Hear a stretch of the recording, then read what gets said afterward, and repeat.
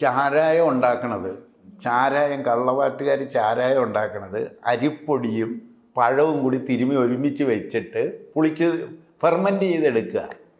അതേ പ്രോസസ്സായിരിക്കും നമ്മൾ പഴത്തോടൊപ്പം അരിയും കൂടി കഴിച്ചാൽ. നമ്മൾ മുട്ടയ്ക്ക് പകരം, മുട്ട നല്ല പ്രോട്ടീനാണ്, മുട്ടയുടെ വെള്ള നല്ല പ്രോട്ടീനാണ്, മുട്ടയുടെക്കാളും ഡബിൾ ബെറ്റർ പ്രോട്ടീനാണ് നമ്മളുടെ വരാലെന്ന് പറയുന്ന മീനിൻ്റെ പ്രോട്ടീൻ. യൂറിക് ആസിഡ് അത്ര ഉണ്ടാക്കില്ല. ശരീരത്തിൻ്റെ എല്ലാ സെല്ലുകളും രണ്ടാമതുണ്ടാകുന്നുണ്ട്. പിന്നെ ബ്രെയിനിൻ്റെ സെല്ല് മാത്രം ഉണ്ടാവില്ല എന്ന് പറയുന്നത് ലോജിക്കല്ല, ശാസ്ത്രീയമല്ലത്. നെഫ്രോൺസ് രണ്ടാമതുണ്ടാവില്ല എന്ന് പറയുന്നതും ശാസ്ത്രീയമല്ല. ആ സെല്ലുകൾ ഉണ്ടാക്കുന്നതിന് ആവശ്യമായ പ്രോട്ടീൻ അല്ലെങ്കിൽ റോ മെറ്റീരിയൽ കൊടുക്കാൻ നമുക്ക് അറിയില്ല എന്ന് പറഞ്ഞാൽ, ഉറക്കം നിന്നാൽ നിങ്ങൾക്ക് അസിഡിറ്റി ഉണ്ടാവും. ആ അസിഡിറ്റിയെ നിർവീര്യമാക്കാൻ ആൽക്കലൈൻ വേണം. അതിന് കുക്കുംബർ അരിഞ്ഞത് ഒരു ചോറ്റുപാത്രത്തിൽ ചോറ് കൊണ്ടുപോകുന്ന പോലെ കൊണ്ടുപോകുന്നുണ്ട്. ഇപ്പോൾ എല്ലാവരും കൊണ്ടുപോകുന്നുണ്ട്. ഒരു പാർട്ടിക്ക് പോയി കഴിഞ്ഞാൽ ഇറച്ചി കഴിക്കണമെന്നാണ് പറയുക. ഇപ്പോൾ ഒരു പാർട്ടി അവിടെ ഇറച്ചിയാണെങ്കിൽ ആ ഇറച്ചി കഴിച്ചിരിക്കണം. പക്ഷേ 3 മണിക്കൂർ കഴിയുമ്പോൾ കുറച്ച് കുക്കുംബർ കഴിച്ച് അതുണ്ടാക്കുന്ന അസിഡിറ്റിയെ നിർവീര്യമാക്കണം. പാട്ട് പാടിക്കൊണ്ടിരിക്കുന്നവൻ മരിക്കുന്നതിൻ്റെ കാരണം അതാണ്. സൈക്കിൾ ചവിട്ടിക്കൊണ്ടിരിക്കുന്നവൻ കുഴഞ്ഞു വീണ് മരിക്കുന്നതിൻ്റെ കാരണം അതാണ്. രക്തത്തിൻ്റെ pH അസിഡിറ്റി കൂടുമ്പോഴാണ് കുഴഞ്ഞു വീണ് മരിക്കൽ. അതായത് രക്തത്തിലെ ഓക്സിജൻ സപ്ലൈ പൂർണ്ണമായും കട്ട് ഓഫായി പോവുകയാണ്. പോസ്റ്റ്മോർട്ടം നടത്തിയാലും മരണകാരണം വ്യക്തമാകില്ല. പ്രകൃതിയെ വേണ്ട വിധം പരിഗണിച്ചാൽ അവ നമുക്ക് ആയുസ്സും ആരോഗ്യവും നൽകും. ഹെൽത്ത് ആൻഡ് എക്കോളജി എന്ന പുതിയ ചികിത്സാ രീതി പരിചയപ്പെടുത്തിയ വ്യക്തിയാണ് ശ്രീ KV ദയാൽ. അദ്ദേഹമാണ് ഇന്ന് എന്നോടൊപ്പം ഉള്ളത്. നമസ്കാരം. പ്രകൃതിയെ മറന്നുപോയതാണ് ഇന്ന് മനുഷ്യൻ ചെയ്ത ഏറ്റവും വലിയ തെറ്റ്. അതിൻ്റെ ചിട്ടകളും രീതികളും നമ്മൾ മറന്നു. അത് നമ്മുടെ ഭക്ഷണക്രമത്തിലും പ്രകടമാണ്. ഇപ്പം എക്സാമ്പിൾ പറയുകയാണെങ്കിൽ ഇപ്പോൾ ഏറ്റവും മികച്ച കോംബോയാണ് നമ്മൾ പറയുന്നത് പുട്ടും പഴവും, പുട്ടും കടലയും. ഇതൊക്കെ ആക്ച്വലി വിരുദ്ധാഹാരങ്ങളാണ്. അപ്പം ഈ വിരുദ്ധാഹാരം എന്താണ്, അല്ലെങ്കിൽ എങ്ങനെയാണ് അത് നമ്മുടെ ശരീരത്തെ അഫക്റ്റ് ചെയ്യുന്നത് എന്ന് പറയാമോ? അതെന്താണെന്ന് വെച്ചാൽ നമ്മളുടെ ആഹാരം തന്നെ തെറ്റിപ്പോയിരിക്കുകയാണ്. അതായത് മനുഷ്യ ശരീരത്തിന് ഏറ്റവും അപ്രോപ്രിയേറ്റ്, അതായത് വിധിച്ച ഭക്ഷണം എന്നൊന്നുണ്ട്. അതല്ല നമ്മൾ കഴിക്കുന്നത്. അതാണ് മെയിനായിട്ടൊരു കാരണം. അതാണ് വിധിച്ചതല്ലാത്ത ഭക്ഷണം കഴിക്കുന്നു എന്ന് പറഞ്ഞാൽ വേവിച്ച ഭക്ഷണം മാത്രമാണ് നമ്മൾ കഴിച്ചുകൊണ്ടിരിക്കുന്നത്. അതോടൊപ്പം തന്നെ ഇതിൻ്റെ കോമ്പിനേഷൻ തെറ്റിക്കുന്നുണ്ട്.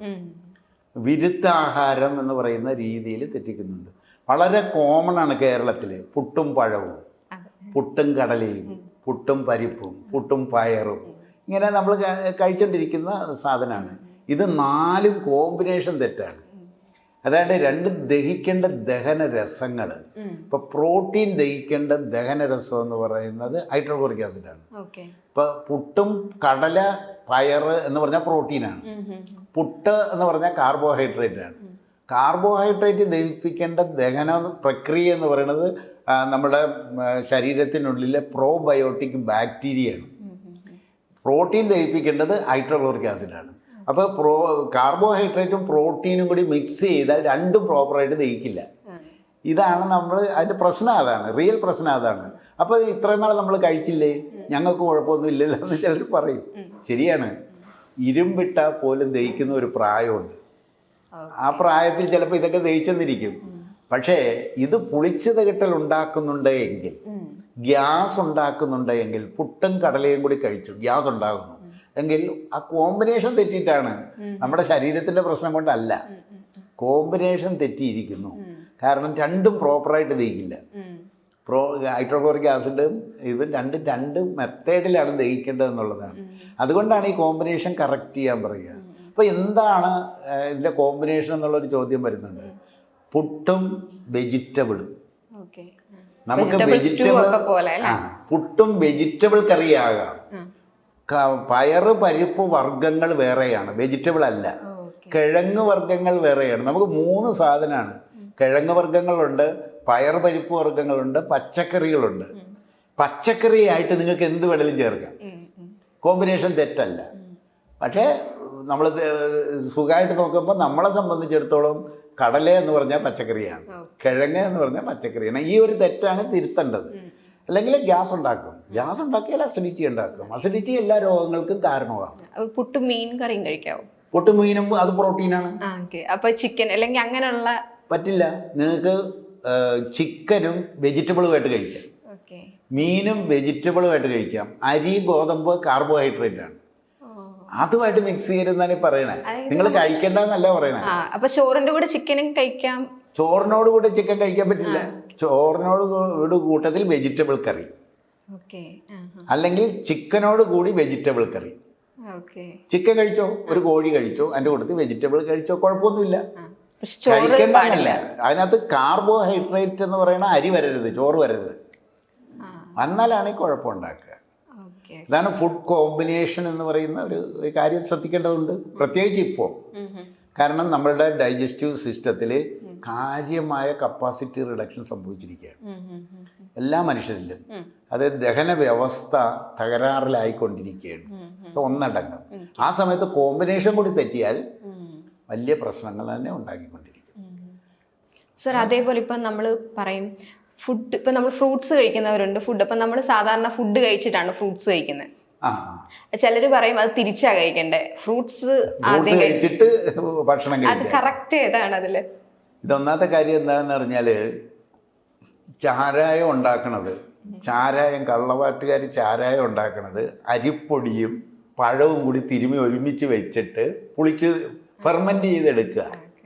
അതേ പ്രോസസ്സായിരിക്കും നമ്മൾ പഴത്തോടൊപ്പം അരിയും കൂടി കഴിച്ചാൽ. അപ്പോൾ പഴം കഴിക്കുമ്പോൾ പഴം മാത്രം കഴിക്കുക, അല്ലെങ്കിൽ ഇപ്പം അരി കഴിച്ചോ ഒരു 2-3 മണിക്കൂർ കഴിയുമ്പോൾ നിങ്ങൾ പഴം കഴിച്ചോ. ഒരുമിച്ച് ചേരുമ്പോൾ ഇത് ഫെർമെന്റ് ചെയ്യും. ഇപ്പം നമ്മൾ എന്തെങ്കിലും ചോറ് കഴിച്ചിട്ട് പഴം കഴിക്കും, അല്ലെ പഴം കഴിച്ചിട്ട് ചോറ് കഴിക്കും.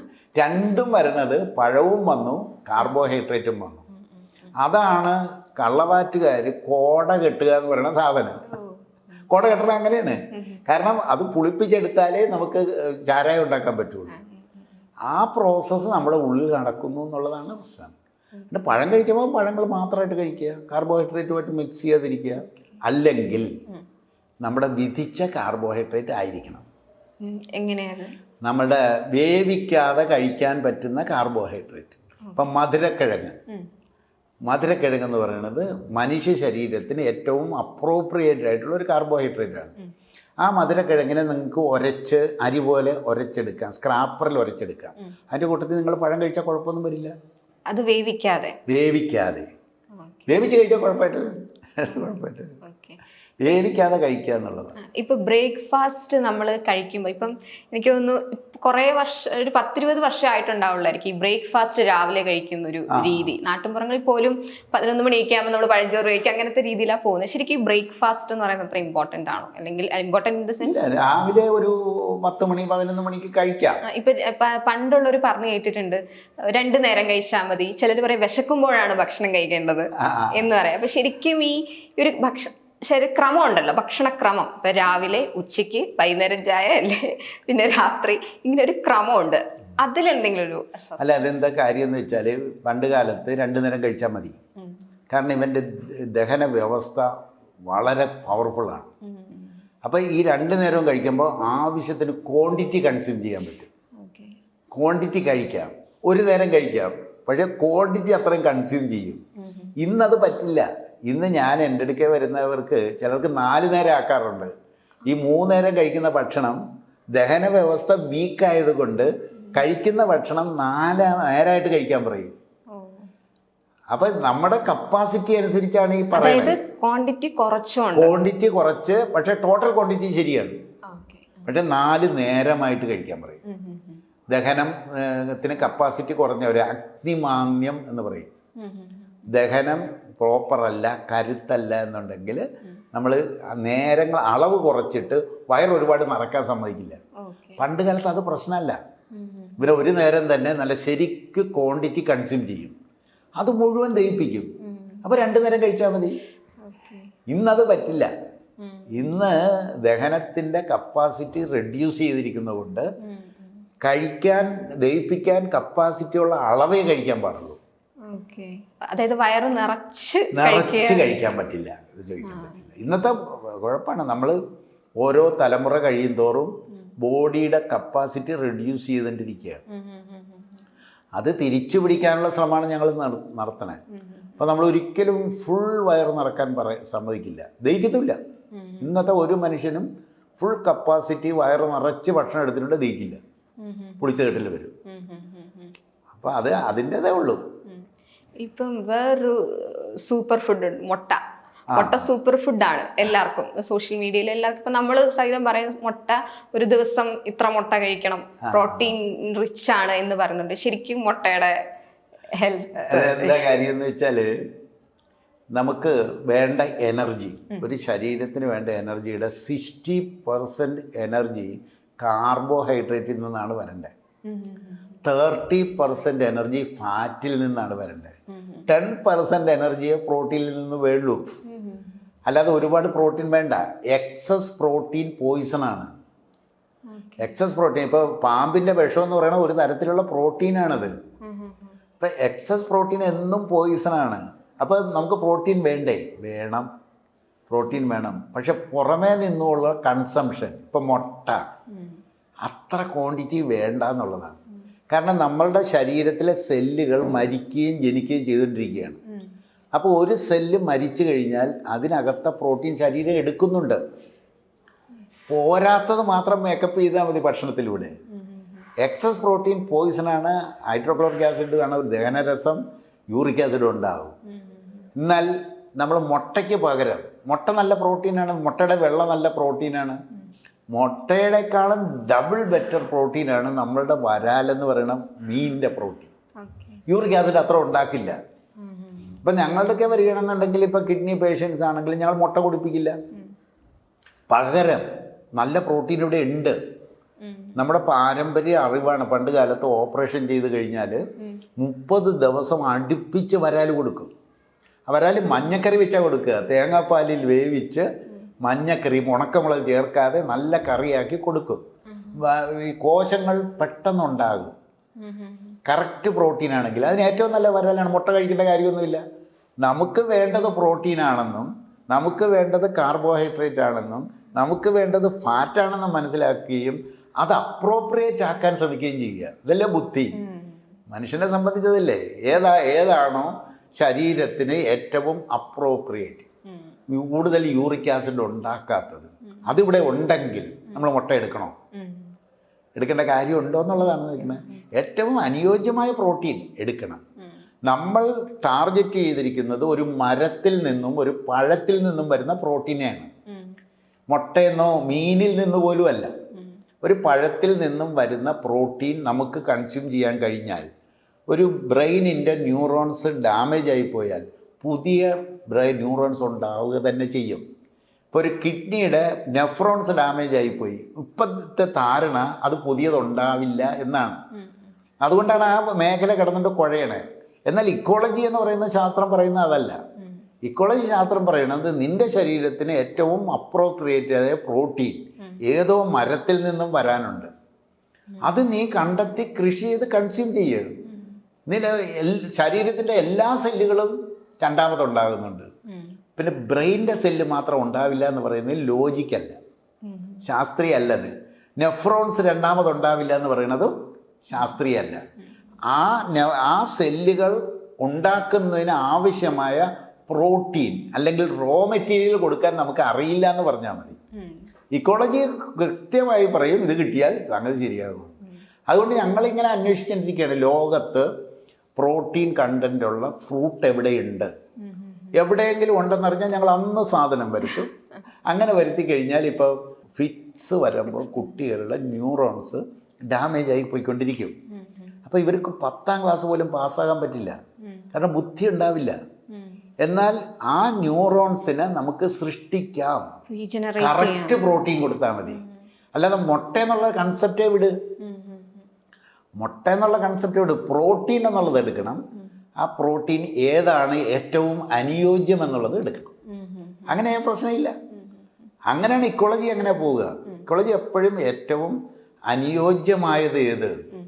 ഇന്ന് തൽക്കാലം വേറെ ഇപ്പം വരാൽ ഉപയോഗിച്ചു, വരാൽ ഉപയോഗിക്കില്ല. ഒരു ഫ്രൂട്ട് പ്രോട്ടീൻ കിട്ടിക്കഴിഞ്ഞാൽ പിന്നെ വരാൽ ഞങ്ങൾ ഉപയോഗിക്കില്ല. തൽക്കാലം ഫ്രൂട്ട് കിട്ടിയിട്ടില്ല, പ്രോട്ടീനുള്ള ഫ്രൂട്ട് ഏതാണെന്ന് അറിയില്ല.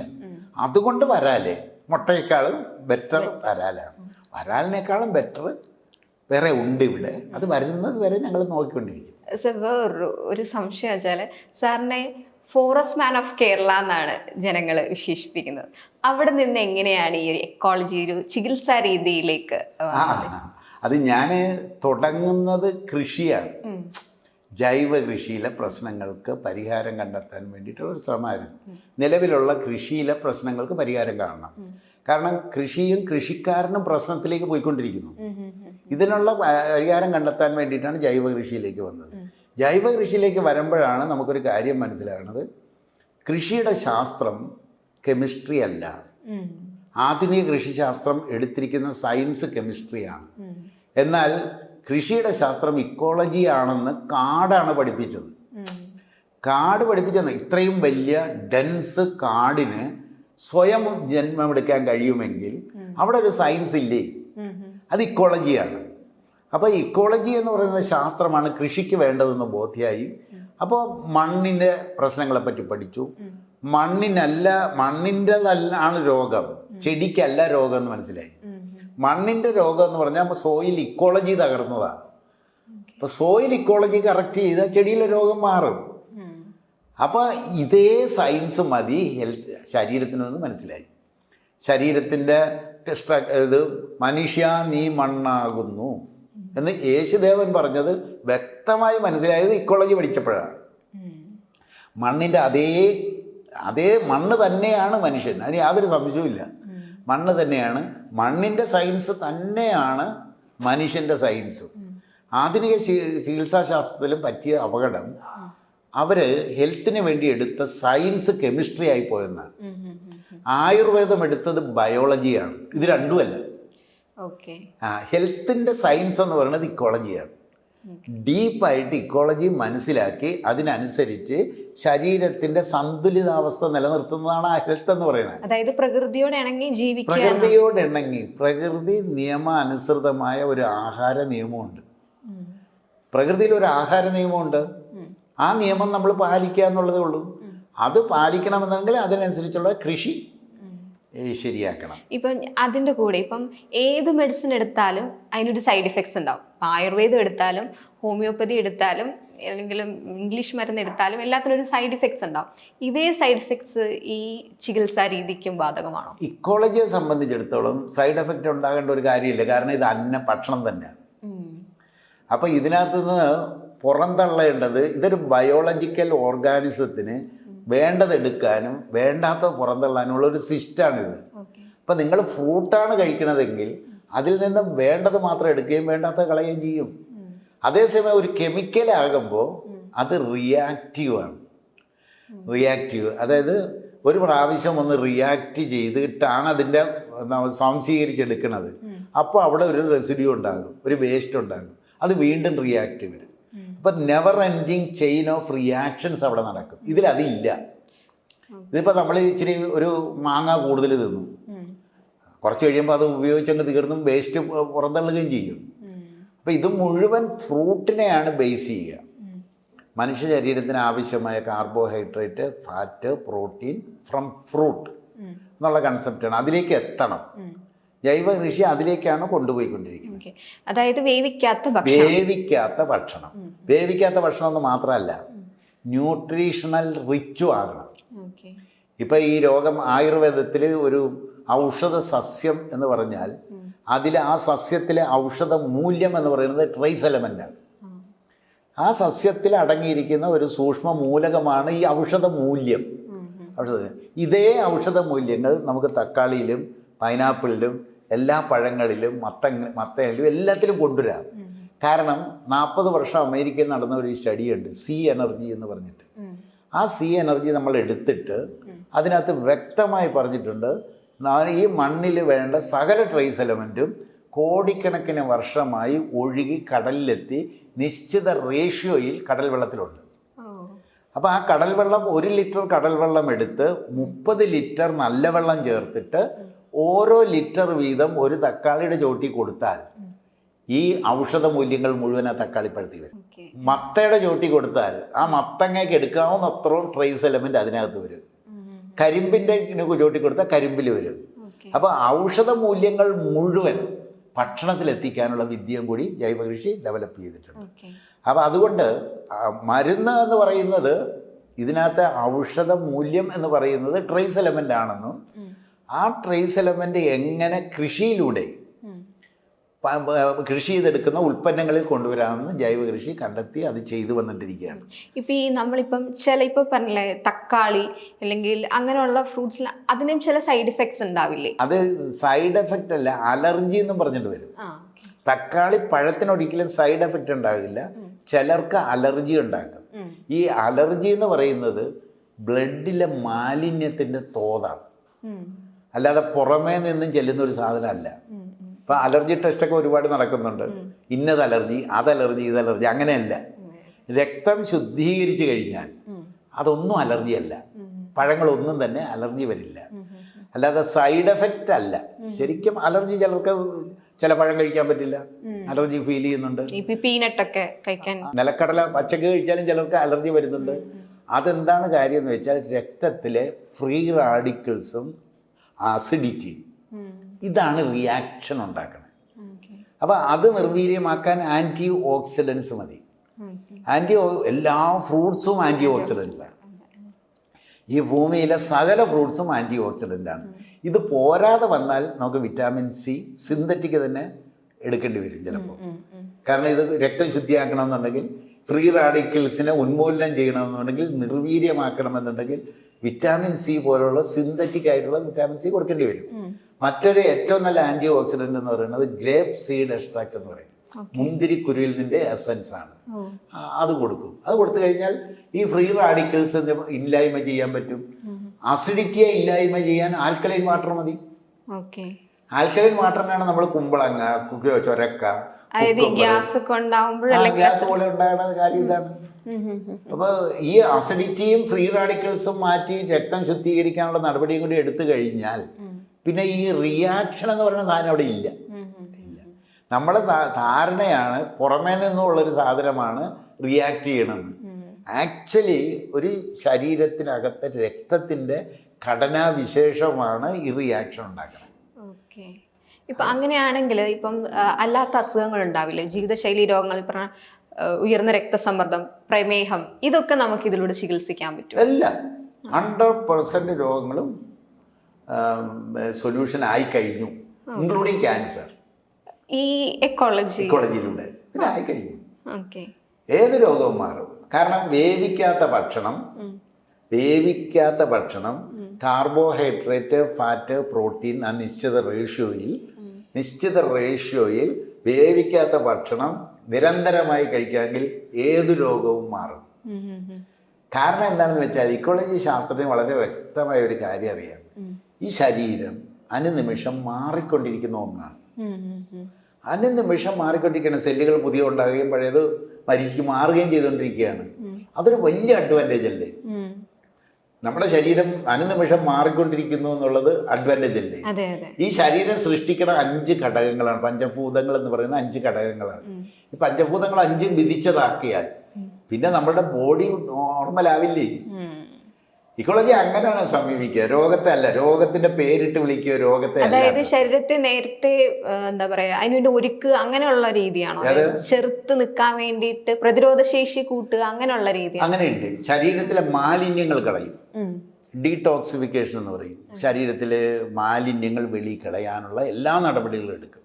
ഇപ്പം മലബന്ധം ഉണ്ടെങ്കിൽ അത് മാറ്റും, വിയർപ്പ് കുറവുണ്ടെങ്കിൽ അത് മാറ്റും, ബാക്കി ടെൻഷൻ ഉണ്ടെങ്കിൽ അത് മാറ്റും, ഉറക്കക്കുറവുണ്ടെങ്കിൽ അത് മാറ്റും. കാരണം ഇതെല്ലാം രോഗകാരണമാണ്. അപ്പോൾ അതിനുള്ള നടപടികൾ മുഴുവൻ എടുക്കും. പിന്നെ പ്രോട്ടീൻ റിച്ച് ആയിട്ട് വരുന്ന, ന്യൂട്രീഷൻ റിച്ച് ആയിട്ട് വരുന്ന ഫുഡുകൾ, അത് കാർബോഹൈഡ്രേറ്റ്, പ്രോട്ടീൻ, ഫാറ്റ്, അത് നിശ്ചിത റേഷ്യോയിൽ വേവിക്കാതെ കൊടുക്കാൻ പറ്റുന്ന സംവിധാനം കൊടുക്കും. പഞ്ചഭൂതങ്ങൾ 5ഉം വിധിച്ചതാക്കുക. അതായത് മനുഷ്യ ശരീരത്തിന് വിധിച്ച ഭക്ഷണമുണ്ട്, വിധിച്ച വെള്ളമുണ്ട്, വിധിച്ച വായുവുണ്ട്, വിധിച്ച അഗ്നിയുണ്ട്, വിധിച്ച ശബ്ദമുണ്ട്. ഈ പഞ്ചഭൂതങ്ങൾ വിധിച്ചത് 5ഉം റെഡിയാക്കിയാൽ ഏത് രോഗവും മാറും. പക്ഷെ ഇപ്പം ഈ കറണ്ട് സിറ്റുവേഷനിലെ ഇപ്പോഴത്തെ നമ്മുടെ ഒരു സാഹചര്യത്തിൽ ഇതൊക്കെ പ്രാക്ടിക്കൽ ആയിരിക്കുമോ? പ്രാക്ടിക്കലായേ പറ്റൂ. പ്രാക്ടിക്കലാകുമോ ഇല്ലെന്നുള്ളതല്ല പ്രശ്നം, നടപ്പിലാക്കിയേ പറ്റൂ. ഈ ജീവിക്ക് ഈ ഭൂമിയിൽ സർവൈവ് ചെയ്യണമെന്നുണ്ടെങ്കിൽ ഇത് പ്രാക്ടിക്കലായേ പറ്റും. കാര്യം എന്താണെന്ന് വെച്ചാൽ ഡീജനറേഷനാണ്. ഇപ്പോൾ ഷുഗർ രോഗം ഒരു ഡീജനറേഷനാണ്, രോഗമല്ല. ക്യാൻസർ ഒരു ഡീജനറേഷനാണ്. ഓട്ടോ ഇമ്മ്യൂൺ ഡിസീസ് ഒരു ഡീജനറേഷനാണ്. ഇപ്പോൾ പുതിയതായിട്ട് വരുന്ന സകല രോഗങ്ങളും ഡീജനറേറ്റീവ് ഗണത്തിൽപ്പെട്ട രോഗങ്ങളാണ്. എന്ന് പറഞ്ഞാൽ അന്യം നിൽക്കലാണ്. നമ്മൾ രോഗാവസ്ഥയിലെത്തി, പ്രതിരോധ ശക്തി നശിച്ച് രോഗാവസ്ഥയിലെത്തി ഇല്ലായ്മയിലേക്ക് പോയിക്കൊണ്ടിരിക്കുകയാണ് ലോകം മുഴുവൻ. നമ്മൾ മാത്രമല്ല, ലോകം മുഴുവൻ. കാരണം വിധിച്ചതല്ലാത്ത ഒരു ഭക്ഷണം തലമുറകളായി കഴിച്ചാൽ, അതായത് വിധിച്ചതല്ലാത്ത അന്നങ്ങൾ 5 തലമുറകളായി കഴിച്ചാൽ ഏത് ജീവിയും ഡീജനറേറ്റ് ചെയ്യും. അപ്പം ഡീജനറേറ്റീവ് ഡിസീസിന് പരിഹാരം മരുന്നല്ല, റീജനറേഷനാണ്. റീജനറേഷൻ വിധിച്ച അന്നം കൊടുക്കലാണ്. റീജനറേറ്റ് ചെയ്യാൻ പറ്റും. അതായത് ഈ വിധിച്ച അന്നത്തിന് മാത്രമേ ഒരു കോശങ്ങൾക്കുള്ളിൽ കടന്ന് കോശങ്ങളുടെ ഉള്ളിലുള്ള DNA സ്വാധീനിക്കാൻ പറ്റും. വേവിച്ച ആഹാരത്തിന് ബോഡി മെയിൻറ്റെയിൻ ചെയ്യാൻ പറ്റും, DNA സ്വാധീനിക്കാൻ പറ്റില്ല. ജീവനുള്ള ഭക്ഷണം എന്നുള്ള കൺസെപ്റ്റാണ്. അപ്പം നമ്മളെന്താ ചെയ്തതെന്ന് വെച്ചാൽ ജീവനെ പറ്റിയാണ് കൂടുതൽ പഠിക്കുക, ശരീരത്തെ പറ്റിയല്ല. നമ്മുടെ മനുഷ്യ ശരീരം അധികം ജീവൻ സമം മനുഷ്യ ജീവി. ഇതിൽ ശരീരത്തെ പറ്റി കുറേ അറിവുകൾ ആധുനിക ശാസ്ത്രം നേടിയെടുത്തിട്ടുണ്ട്. പക്ഷെ ജീവനെ പറ്റി ഒരു ചുക്കും അറിയില്ല. അത് നമ്മുടെ പ്രശ്നം അതാണ്. അപ്പോൾ നമ്മൾ കോൺസെൻട്രേറ്റ് ചെയ്യണ ജീവൻ എന്ന് പറയുന്ന ചൈതന്യം എന്താണ്, എങ്ങനെയാണ്, എവിടെ നിന്നാണ് വരണേ എന്നുള്ളതാണ്. അതിൻ്റെ നിയമങ്ങൾ ഏതൊക്കെയാണ്, അതാണ് പ്രകൃതിയുടെ നിയമം. ജീവൻ്റെ നിയമം എന്ന് പറയുന്നത് പ്രകൃതിയുടെ നിയമമാണ്. അപ്പം നമ്മൾ ആദ്യം പഠിപ്പിക്കുന്നത് മണ്ണിൻ്റെ ജീവൻ എന്താണെന്ന് പഠിപ്പിക്കും. മണ്ണിൻ്റെ ജീവൻ എന്താണെന്ന് പഠിച്ചാലേ മനുഷ്യൻ്റെ ജീവൻ എന്താണെന്ന് പഠിക്കാൻ പറ്റുള്ളൂ. സാർ, ഇപ്പോൾ ഇപ്പോഴത്തെ ഒരു സാഹചര്യം വെച്ച് ഞാൻ ചോദിക്കാം. ഇപ്പം ഈ ടെക്കുകളൊക്കെ ഇപ്പം ഞങ്ങളുടെയൊക്കെ ആണെന്ന് പറഞ്ഞാലും ഷിഫ്റ്റുകളൊക്കെയും മാറിയൊക്കെ വരും. അപ്പം നമുക്ക് ഈ ഒരു സാഹചര്യം പെട്ടെന്ന് പൊരുത്തപ്പെടാൻ പറ്റുമോ എന്നല്ല. ഇപ്പോൾ ഉറക്കം വ്യത്യസ്ത ടൈമിലായിരിക്കും, അല്ല ഭക്ഷണത്തിന്റെ അപ്പൊ അങ്ങനത്തെ കുറെ പ്രശ്നങ്ങൾ ഉണ്ടാവുമല്ലോ. അപ്പൊ അതിന്റെ ഒക്കെ ഒരു രീതി എന്താണെന്ന് വെച്ചാൽ, ഇപ്പൊ എൻ്റെ അടുക്കെ വരുന്ന നൈറ്റ് ഡ്യൂട്ടി നേഴ്സുമാര്, ഡോക്ടർമാര് എല്ലാവരുടെ അടുക്കലും പറയുന്നത് ഉറക്കം നിന്നാൽ നിങ്ങൾക്ക് അസിഡിറ്റി ഉണ്ടാവും. ആ അസിഡിറ്റിയെ നിർവീര്യമാക്കാൻ ആൽക്കലൈൻ വേണം. അതിന് കുക്കുംബർ അരിഞ്ഞത് ഒരു ചോറ്റുപാത്രത്തിൽ ചോറ് കൊണ്ടുപോകുന്ന പോലെ കൊണ്ടുപോകുന്നുണ്ട്. ഇപ്പം എൻ്റെ അടുക്ക് തന്നെ എല്ലാവരും കൊണ്ടുപോകുന്നുണ്ട്. ഇന്നത്തെ സാഹചര്യത്തെ നേരിടണം. നമുക്ക് ജോലിക്ക് പോകണ്ടേ, ജോലിക്ക് പോകാതിരിക്കാൻ പറ്റില്ലല്ലോ. പക്ഷേ നമുക്കൊരു കാര്യം അറിയാം, 7ാം ക്ലാസ് കെമിസ്ട്രിയാണ്. ആസിഡാണ് പ്രശ്നം, ആൽക്കലൈൻ ന്യൂട്രലാക്കുമെന്ന് അറിയാം. ആൽക്കലൈനാണ് കുക്കുംബർ. അപ്പോൾ അസിഡിറ്റിയാണ് പ്രോബ്ലം. അസിഡിറ്റി ഉണ്ടാകുകയും ചെയ്യും ഉറക്കം നിൽക്കുമ്പോൾ. അപ്പോൾ ഉറക്കം നിൽക്കുന്ന സകലരും, അസിഡിറ്റി ഉണ്ടാകുന്ന സകലരും അസിഡിറ്റി നിർവീര്യമാക്കാൻ പറ്റുന്ന ആൽക്കലൈൻ കണ്ടൻ്റുള്ള സാധനം കഴിക്കണം. അതിന് കുക്കുംബർ തന്നെ വേണമെന്നൊരു നിർബന്ധമില്ല. ചൊരക്കയാകാം, പടവലങ്ങയാകാം, പിന്നെ കുമ്പളങ്ങയാകാം. എല്ലാ പച്ചക്കറികളും ആൽക്കലൈനാണ്, എല്ലാ പഴങ്ങളും ആൻറ്റി ഓക്സിഡൻസുമാണ്. അപ്പോൾ ഇതിൻ്റെ ക്വാണ്ടിറ്റി കൂടുതൽ കൺസ്യൂം ചെയ്യണം. ഇപ്പം ഞാൻ ഒരു പാർട്ടിക്ക് പോയി കഴിഞ്ഞാൽ ഇറച്ചി കഴിക്കണമെന്നാണ് പറയുക. ഇപ്പോൾ ഒരു പാർട്ടി അവിടെ ഇറച്ചിയാണെങ്കിൽ ആ ഇറച്ചി കഴിച്ചിരിക്കണം. പക്ഷേ 3 മണിക്കൂർ കഴിയുമ്പോൾ കുറച്ച് കുക്കുംബർ കഴിച്ച് അതുണ്ടാക്കുന്ന അസിഡിറ്റിയെ നിർവീര്യമാക്കണം. അല്ലെങ്കിൽ എന്താ സംഭവിക്കുക, ഇറച്ചി കാണുമ്പോൾ തന്നെ നമ്മുടെ ശരീരത്തിൽ ഹൈഡ്രോക്ലോറിക് ആസിഡ് പ്രൊഡ്യൂസ് ചെയ്ത് കഴിഞ്ഞു. അപ്പോൾ കഴിക്കുന്നതാണ് ശരി, കഴിക്കാതിരിക്കുന്നത് തെറ്റാണ്. നമ്മൾ കാണുമ്പോഴും മണം ഏൽക്കുമ്പോഴും ശരീരം പ്രിപ്പയർഡ് ആയി കഴിഞ്ഞു, ഹൈഡ്രോക്ലോറിക് ആസിഡ് പ്രൊഡ്യൂസ് ചെയ്ത് കഴിഞ്ഞു. അപ്പോൾ പിന്നെ ഞാൻ ഇറച്ചി കഴിക്കില്ല എന്ന് പറയണത് മണ്ടത്തരാണ്. ഇറച്ചി കഴിച്ചോളൂ, പക്ഷേ ആ ഇറച്ചി ഉണ്ടാക്കുന്ന യൂറിക് ആസിഡിനെ നിർവീര്യമാക്കാനുള്ള നടപടി എടുത്തിരിക്കണം എന്ന് പറയുന്ന, അതാണ് മനുഷ്യൻ അറിഞ്ഞിരിക്കേണ്ടത്. നമ്മളൊന്നും കഴിക്കരുതെന്ന് പറയുന്നില്ല. ഇപ്പം നമുക്ക് ഇക്കോളജിയിൽ വെജിറ്റേറിയൻ നോൺ വെജിറ്റേറിയൻ കൺസെപ്റ്റേ ഇല്ല. ശരീരത്തിന് അപ്രോപ്രിയേറ്റ് ഏതാണ് എന്നാണ് നോക്കുന്നത്, വിധിച്ചത് ഏതാണ്. മനുഷ്യ ശരീരത്തിന് ഏറ്റവും ദൂഷ്യം കുറഞ്ഞതും വിധിച്ചത് ഏതാണെന്നുള്ളതാണ് നമ്മൾ നോക്കുക. ഒരു പ്രശ്നമില്ല. പിന്നെ സാർ, അതേപോലെ ഇപ്പം രാവിലെ എണീറ്റ ഉടനെ വെള്ളം കുടിച്ചുകൊണ്ട് വേണം തുടങ്ങാൻ എന്ന് പറയുന്നത്. ഇപ്പം അതിലെന്തെങ്കിലും കാര്യമുണ്ടോ? വെള്ളം കുടിക്കുന്നത് എന്തിന്? അസിഡിറ്റിയെ ന്യൂട്രലൈസ് ചെയ്യുക. അതിന് രാവിലെ വെറും വയറ്റിൽ ഒരു ഗ്ലാസ് കുക്കുംബറിൻ്റെ ജ്യൂസ് കുടിച്ചേക്കാൻ പറയും. ഓക്കെ. ന്യൂട്രലൈസ് ചെയ്ത് കളയാം. ഡൈല്യൂട്ട് ചെയ്താൽ അത് മുഴുവൻ കിഡ്നി വെളിയിൽ കളയണ്ടേ. അതിന് പകരം നിങ്ങൾ ആദ്യം ഒരു ഗ്ലാസ് കുക്കുംബറിൻ്റെ ഫ്രഷ് ജ്യൂസ് കുടിക്കുക, രാവിലെ വെറും വയറ്റിൽ കുടിക്കുക. അത് കഴിഞ്ഞിട്ട് പിന്നെ വെള്ളം കുടിച്ചോ, കുഴപ്പമില്ല. ഇത് നമുക്ക് ന്യൂട്രലൈസ് ചെയ്യാമല്ലോ. അത് നമ്മുടെ അറിവല്ലേ. ഫാസ്റ്റിംഗും ഉണ്ടല്ലോ, ഇന്റർമീഡിയറ്റ് ഫാസ്റ്റിംഗ്. ഇന്റർമീഡിയറ്റ് ഫാസ്റ്റിംഗ് എന്ന് അത് റെക്കമെൻഡ് ചെയ്യുന്നതാണ്. അതും ശരിക്കും പറഞ്ഞാൽ രാത്രിയിൽ ഉറങ്ങുന്ന ആ ഒരു നീണ്ട അതുമെല്ലാം അതിൻ്റെ അകത്ത് പെടും. അപ്പോഴും നമ്മൾ ഈ ഭക്ഷണം പെട്ടെന്ന് കഴിക്കുമ്പോൾ അല്ലെങ്കിൽ അതിനെന്തെങ്കിലും ഒരു അതെ, ഇന്റർമീഡിയറ്റ് ഫാസ്റ്റിങ്ങിന്റെ ആവശ്യമില്ല. ശരിക്കും ചെയ്യാൻ പാടില്ല. ശരീരത്തിന്റെ ഭക്ഷണം തീരുമ്പോൾ അതിനകത്ത് ഒരു ചെറിയ ക്വാണ്ടിറ്റി ഭക്ഷണം ചെന്നിരിക്കണം.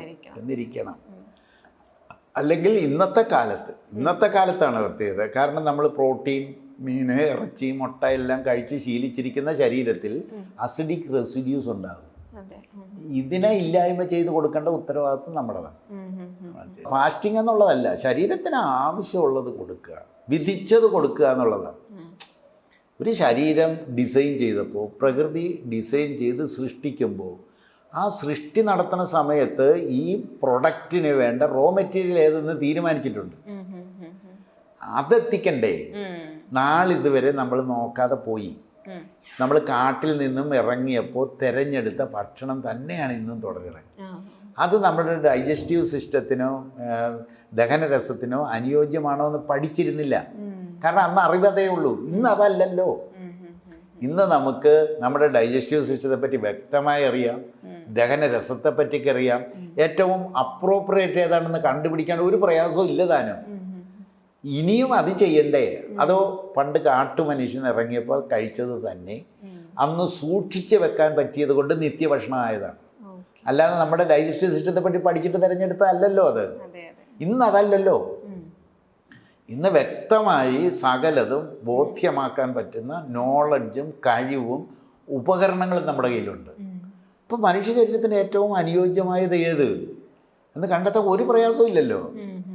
അപ്പോൾ ഇക്കോളജി ശാസ്ത്രപ്രകാരം ലാബിലേക്ക് പോവില്ല. പ്രകൃതി നിയമമാണ് നോക്കണത്.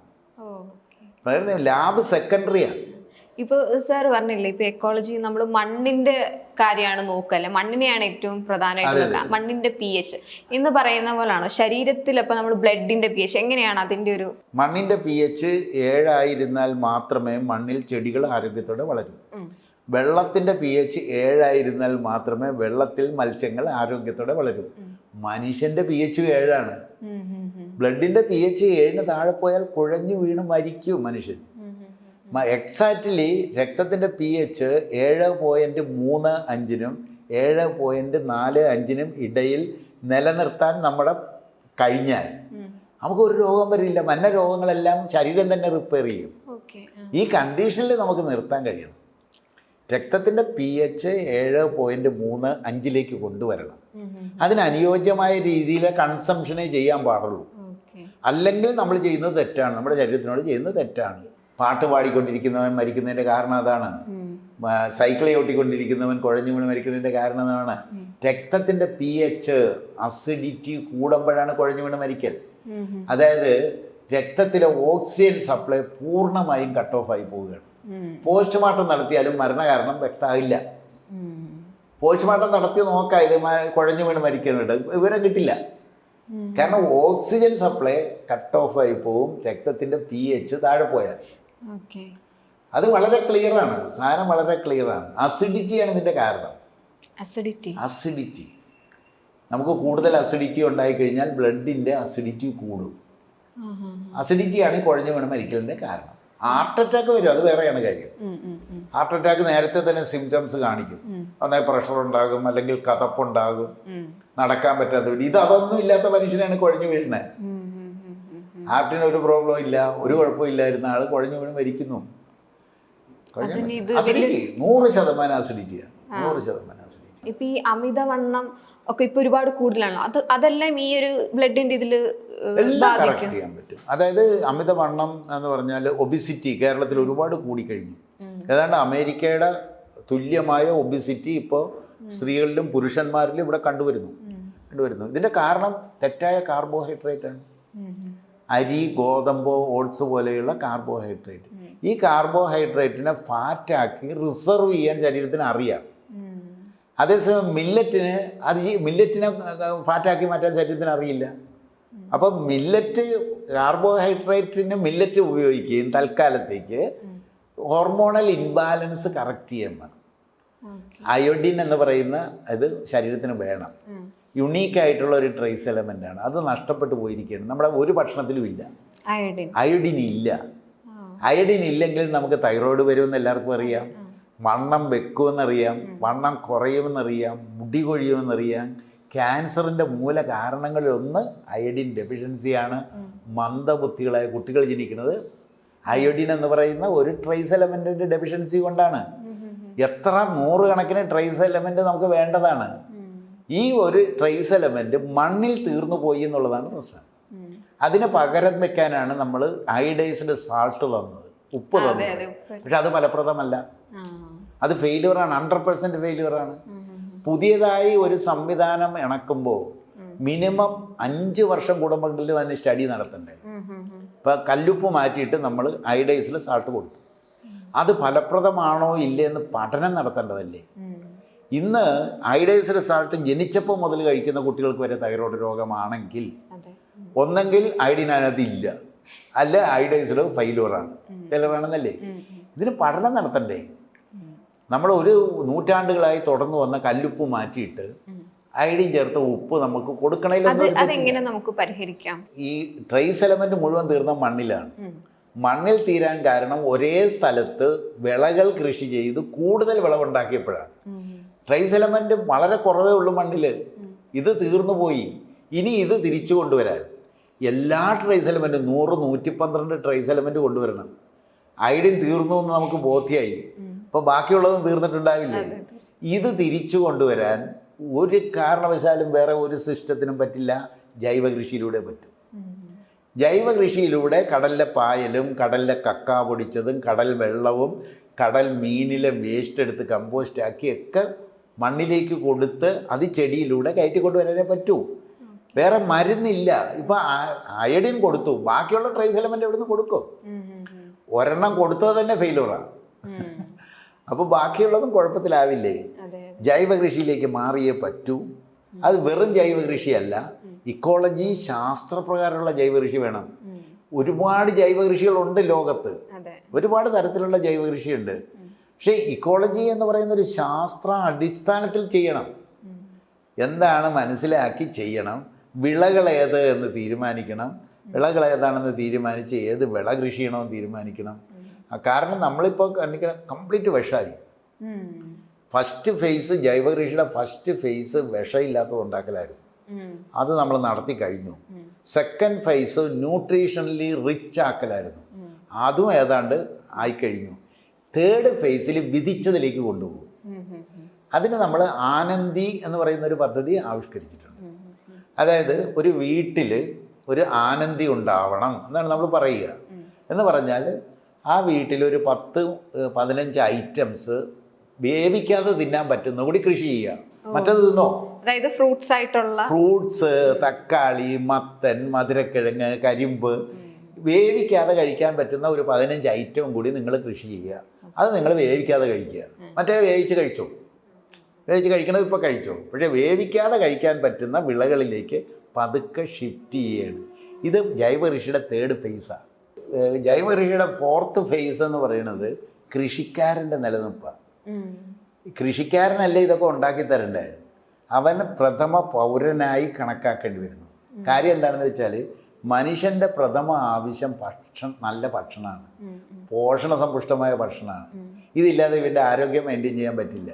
അപ്പോൾ പ്രഥമ ആവശ്യം ഭക്ഷണമായിരിക്കെ, അതുണ്ടാക്കുന്നത് കർഷകനായിരിക്കെ, കർഷകനല്ലേ പ്രഥമ പൗരനാകേണ്ടത്. ആ പരിഗണന കർഷകന് കിട്ടിയിട്ടില്ല. കർഷകൻ ഇന്ന് സമൂഹത്തിലെ ഏറ്റവും താഴത്തെ തട്ടിലാണ്. ഇവനെ പ്രഥമ പൗരനാക്കുക എന്നുള്ളത് ഞങ്ങളുടെ 4ാമത്തെ ഫേസാണ്. സകല മനുഷ്യർക്കും സകല ജീവികളുടെയും ജീവിതാഭിലാഷം ആനന്ദമാണ്. ഈ ആനന്ദം എങ്ങനെ വരാമെന്നുള്ളതാണ് പിന്നെ നോക്കിയത്. അന്നത്താൽ ആനന്ദം, അന്നം കറക്റ്റ് ചെയ്താൽ ആനന്ദം വരും. ഭക്ഷണം കൊണ്ട് മാനസികാരോഗ്യം ഒന്നും കൂടി വേണം. അന്നമയ കോശമാണ് മനോമയ കോശം. അപ്പോൾ അന്നത്താൽ ആനന്ദം കിട്ടും. അപ്പോൾ അന്നം കറക്റ്റ് ചെയ്താൽ ആനന്ദം വരും, മനസ്സ് ശരിയാകും. ശരിയായ മനസ്സിൽ ശരിയായ വിജ്ഞാനം വരും. വിജ്ഞാനമയ കോശത്തിന് തേജോമയ കോശവും അവിടുന്ന് ആനന്ദമയ കോശത്തിലേക്കും പോകാം.